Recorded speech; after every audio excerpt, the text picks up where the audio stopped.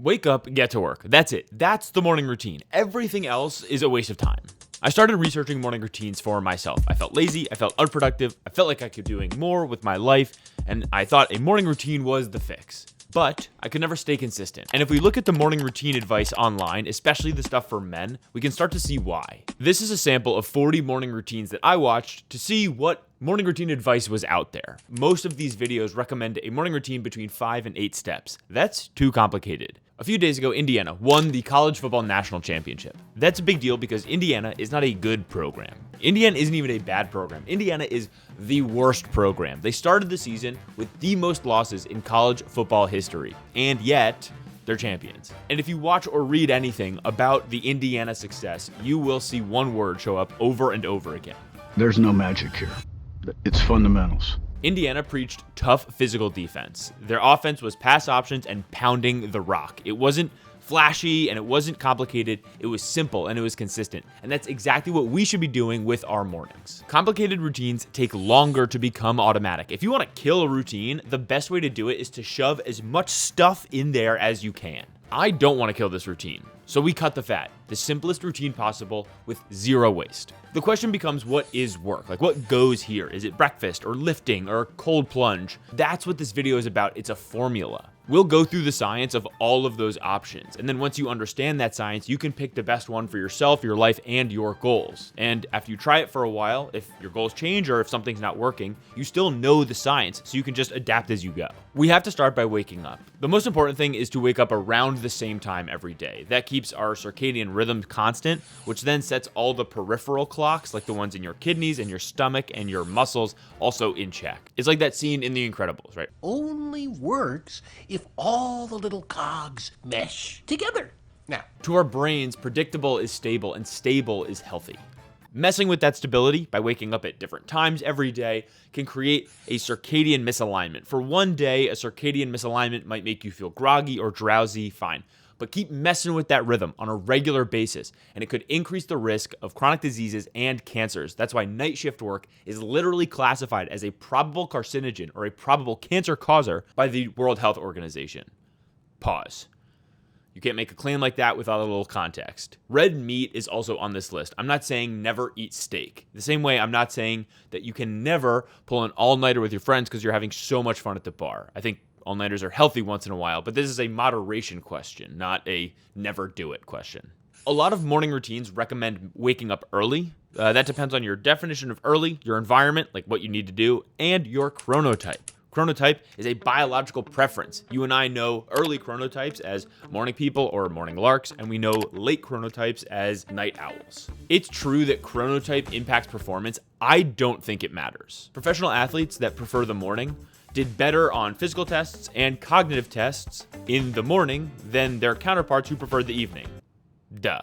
But professional athletes already have their nutrition locked in, their physical fitness locked in, their sleep schedules locked in. Human performance is literally their job. For you and I, for average dudes, our wake up time is set by our asshole boss who put a 9 a.m. meeting on a Monday. There's also this idea that waking up without an alarm is somehow more natural and therefore better for you. I could not find solid evidence to support that. It might be true, especially for people with insomnia or other sleeping disorders, but again, I don't really know. So go to sleep and wake up around the same time every day. Use an alarm if that helps you, and don't stress about chronotype too much because this is the real world.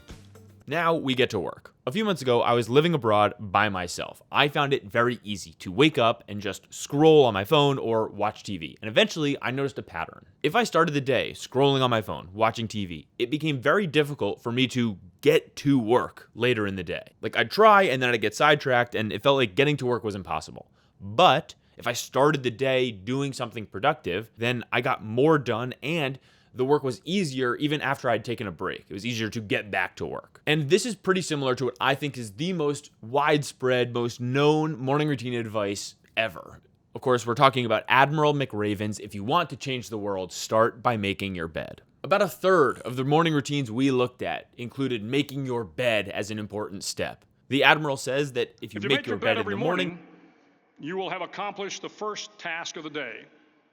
It will give you a small sense of pride, and it will encourage you to do another task, and another, In psychology, we call this psychological momentum. It's the same psychology behind hot streaks in basketball and kill streaks in Call of Duty.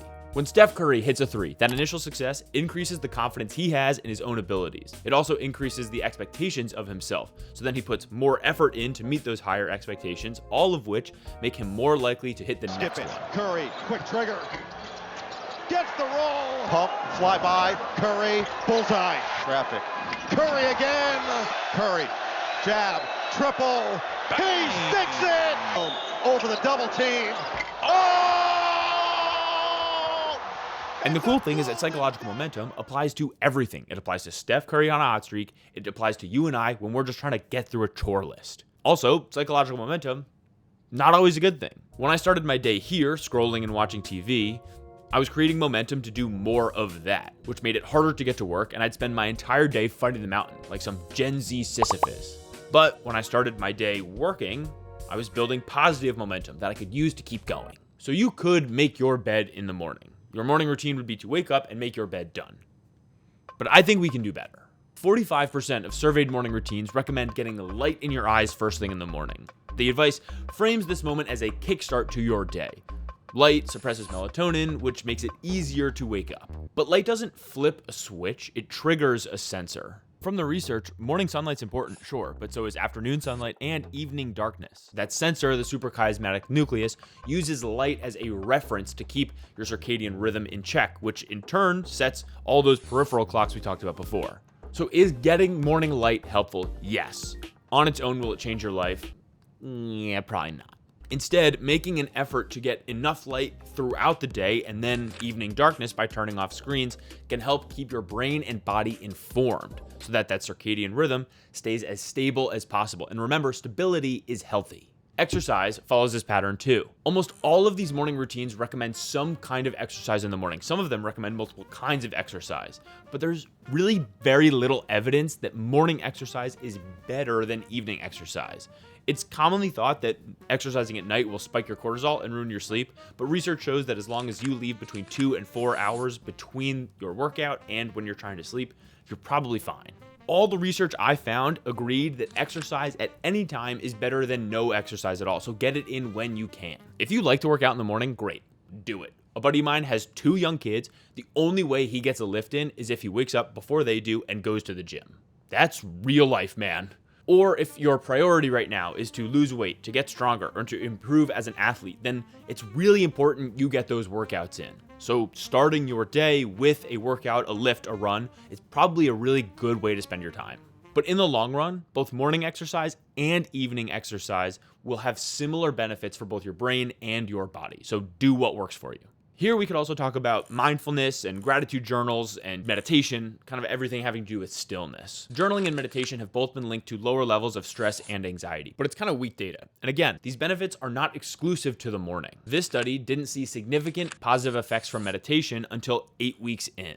And this one showed that journaling at night and making a to-do list for tomorrow actually improved people's ability to sleep. So again, consistency beats time of day. Breakfast was another big topic. We hear that breakfast is the most important meal of the day. We also hear that it's healthy to intermittent fast. And surprise, surprise, it depends. Some research saw eating larger breakfasts and smaller dinners improved weight loss and decreased appetite. That kind of makes sense. Our insulin sensitivity tends to be higher in the morning, so we're generally better at processing big meals. But a different study saw no significant difference in weight loss for people eating the bulk of their calories in the morning versus at night. Most of the morning routines we looked at recommended a high-protein, low-carb diet, but that macronutrient conversation's a little too complicated for this video. Across the board, the most important thing was to eat within a 12-hour window, to eat generally around the same time every day, and to eat healthy foods. My personal favorite, the one I've been doing for a while, is just to wake up and get to work. 35% of the surveyed morning routines recommended doing some kind of cognitive task. For me, my priority is making these videos and doing research for these videos. So I start my day on the laptop. And like I said before, that builds an amount of psychological momentum that even after a break or lunch makes it easier for me to get back to work. Cold exposure is getting really big recently. The general consensus online is that cold exposure boosts mood and improves energy, so you should do it in the morning. but there's not a ton of solid evidence on cold water immersion. Small studies have seen increases in mood and brain connectivity, but they rarely measure long-term effects and negative effects of cold water immersion. There's also this idea that doing a hard thing, like a cold plunge, will make you better at doing other hard things throughout the day and build discipline. There's not a ton of evidence to support that, and I think it's a dumb reason to commit to cold plunges. By that logic, you could do anything difficult, including the difficult thing of just starting the work that you already have to do. I actually like cold showers. I'm one of those, like, take a hot shower and then whip it cold at the end. I do not think that they're building discipline for me. Maybe I'm doing it wrong. I don't know. There were other pieces of advice in these 40 morning routine videos, things like drinking water and making coffee. I didn't include those because I think you can do them at the same time as a bigger task. You can drink water and be at the gym at the same time, for example. I hope I've made the pattern clear here. Start the day with one simple step that's important to you and to your goals. It's important to remember that none of the benefits of any of these are exclusive to the morning. You can exercise at night, you can intermittent fast, you can journal on your lunch break. But the one true benefit of the morning is the silence. Every time your brain makes a decision, it asks two questions. It asks, what are the benefits and dangers of doing this thing right now? And then it kind of looks around and it says, is there anything else we could do that has bigger benefits and fewer dangers? The morning is relatively empty compared to the rest of the day. That means that there are fewer things pulling your brain or distracting your brain away from the work that you want to do. This is also why I hate the message that a lot of these morning routine videos preach, which is like it's a time-based thing. Oh, it's just a 30-second cold shower and then a 15-minute jog and then a 2-minute meditation and then whatever, and that's only 25 minutes. You have time for that. It doesn't matter. That's still complicated. And I feel like a broken record now, but complexity kills routines. I know personally I will not stick to a 5-step morning routine. That's why we're doing this. So by now, I've read close to 100 studies, found 40-something that really apply to this. I've watched and read tons of morning routine advice, and the entire time I'm thinking, why the morning? It seems ingrained in our culture that a prerequisite to success is to have a great morning routine. We see advice like the secret to being a billionaire is to wake up early. But that's not real advice, that's low-hanging fruit. Claims like cold showers improve discipline or exercise boosts mood, so you should do it in the morning, are just true enough to lazily throw into a YouTube video while lacking all the necessary context it takes to actually help real people. When I looked at these 40 morning routines, there was one piece of advice that was more popular than any other. That piece of advice was to check out my online course. We're talking about sponsors, baby. Over 75% of these videos were sponsored, mostly by personal products and courses, but also by mattress companies and greens companies and supplements. And having a sponsor doesn't inherently make advice bad, but it does add a conflict of interest that we have to examine. I'd wager that Andrew Huberman is the best example of this. He probably has the most famous morning routine. This is Andrew Huberman's morning routine. And these are the things that he either directly sells or has an affiliate link for. This is how he makes money. So it makes sense why so many creators are promoting these long, complicated morning routines.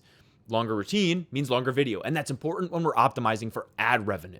A longer video also makes that 2-minute electric toothbrush ad seem a little more natural. My point here is that your morning routine is exactly that. It's yours. There's no doubt in my mind that Andrew Huberman's 9-step, 2.5-hour routine is technically better than mine, but what real person has that kind of time? What actual person is going to do that every single day?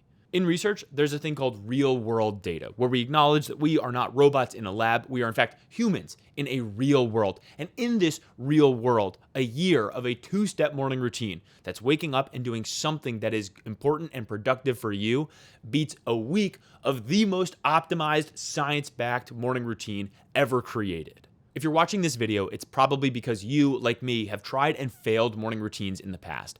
I encourage you to try this one. Go back, find one piece of advice that works for you, that will help you achieve your goal. Now you understand the science behind it.